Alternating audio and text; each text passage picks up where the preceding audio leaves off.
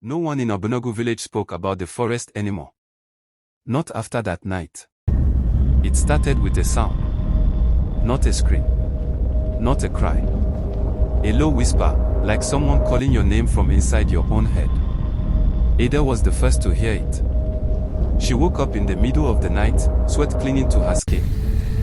The air in her heart felt wrong, heavy, like something invisible was sitting on her chest. Then she heard it. Ada. Her name. Soft. Slow. Familiar. It sounded like her mother. But her mother had been dead for 3 years. She sat up, heart pounding. Ada.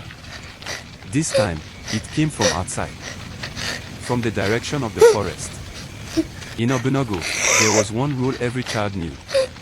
Never answer a voice that calls you at night. Ada knew it too. But the voice, it sounded lonely. Broken. Crying. So she stood. Slowly. And stepped outside. The village was silent. No dogs barking. No insects. No wind. Just stillness. And the moon hung low, too big, too red. Then she saw it. At the edge of the forest. A figure. Tall. Thin. Long. It stood between the trees, unmoving. Watching her. Ada, come. The voice was no longer her mother's. Now it sounded like many voices speaking at once. She should have run. She didn't. Her feet moved on their own, step by step, into the forest. That was the last time anyone saw her alive.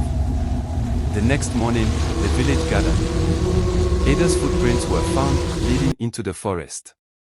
But none came back. The elders were called. Old men with trembling hands and eyes that had seen too much. They didn't search. They didn't speak. They only said one thing. It has started again. That night, the whispers returned. But this time, they called many names. One by one, villagers began to hear familiar voices. A dead father. A lost child. A forgotten lover. All calling from the forest. All begging to be followed. And one by one, people disappeared. By the third night, something was happened.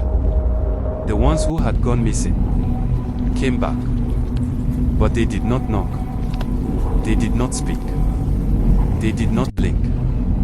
They just stood outside their homes. In the dark. Smiling. A mother opened her door to her son. "Mama," he whispered. Relief flooded her chest. She pulled him inside. Held him tight. Cried into his shoulder. Then she froze. His body was cold. Too cold. Slowly, she pulled back. "Why are you so cold?" she asked. The boy tilted his head. Too far. Too unnatural. And smiled wider. "Because I am not alone." Something moved inside his mouth. The next morning, her heart was covered in blood. By the seventh night, the wind is changing. Obunogu village no longer slept. Listen, the clouds. Because They're every coming time quick. someone closed their Spirits eyes, are restless tonight. they heard it. Closer now. Inside the walls. Inside their heads. Open the door. Let us in. We remember you. The elders finally revealed the truth. Long ago, the forest was not just a forest. It was a burial ground for things that were never human. Spirits that fed on voices. On memories. On grief. And years ago, the villagers had made a mistake. They cut down a sacred tree.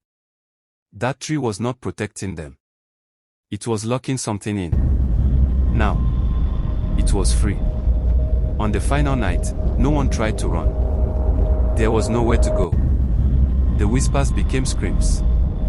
The air turned thick. The ground itself seemed to breathe. And from the forest, they came.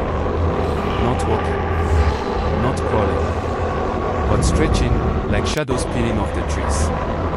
Wearing the faces of loved ones. smiling, calling, begging to be let in. And one by one, the doors opened. The next morning, travelers passed through Obunago. They found the village empty. No bodies.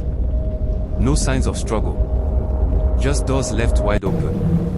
And footprints. Thousands of footprints. All leading into the forest. And none coming out.